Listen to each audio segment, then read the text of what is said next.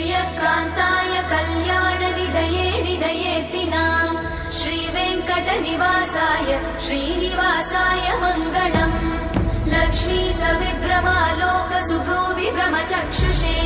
चक्षुषे सर्वलोकानां वेङ्कटेशाय मङ्गलम्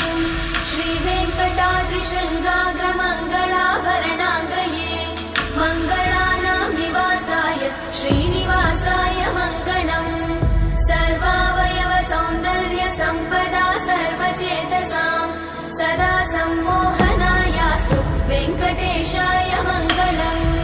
नित्याय निरवध्याय सत्यानन्दचिदात्मने सर्वान्तरात्मने श्रीमद् वेङ्कटेशाय मङ्गलम् स्वतः सर्वविदे सर्वशक्तये सर्वशेषिने सुलभाय सुशीलाय वेङ्कटेशाय मङ्गलम्।